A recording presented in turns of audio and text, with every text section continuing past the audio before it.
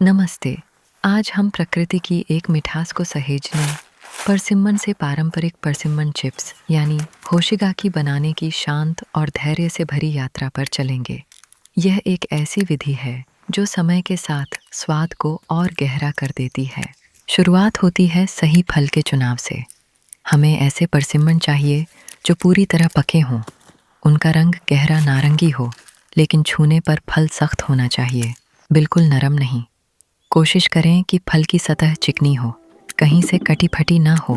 फल के ऊपरी हिस्से के डंठल को एक तेज धार वाली चाकू से बहुत सावधानी से काट लें। एक बात का खास ख्याल रखें, फल के ठीक ऊपर वाले गोलाकार हिस्से, जिसे कैलिक्स कहते हैं, उसे बिल्कुल सुरक्षित रहने दें। यह छोटा सा हिस्सा आगे हमारे बहुत काम आने वाला है। अब आता है सबसे महत्वपूर्ण चरण, छिलका उतारना।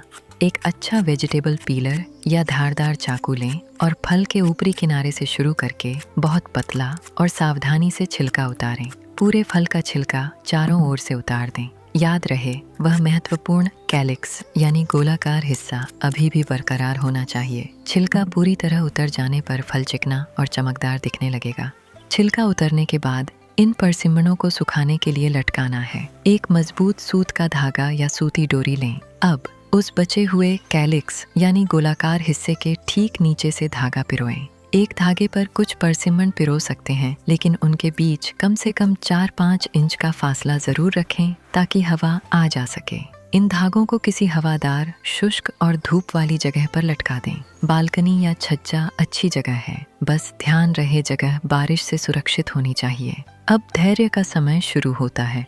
परसिम्मन को इस तरह लटकाए 2 से 3 दिन बीतने दें। आप देखेंगे कि उनकी बाहरी सतह थोड़ी सख्त और झुर्रीदार होने लगी है। यह सही समय है। अपने हाथों को साफ करके बहुत ही कोमलता से परसिम्मन को उसके ऊपर नीचे के सिरों से पकड़कर धीरे धीरे दबाएं।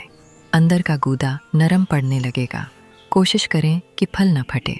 इस मसलने की प्रक्रिया से फल का आंतरिक गूदा एक समान होता है और नमी भी बराबर निकलती है, जिससे आगे चलकर चिप्स का टेक्सचर नरम और मुलायम बनेगा। फिर से कुछ दिन इंतज़ार करें। लगभग 1 हफ्ते बाद परसिम्मन और सूखे और सिकुड़े हुए दिखेंगे। अब आपका परसिम्मन चिप बनकर तैयार है। पहचान कैसे करें? जब फल लगभग 70 से 80% सूखा लगे, उसकी सतह गहरे भूरे रंग की हो जाए और छूने पर वह नमी रहित, चमड़े जैसा लचीला और दृढ़ महसूस हो।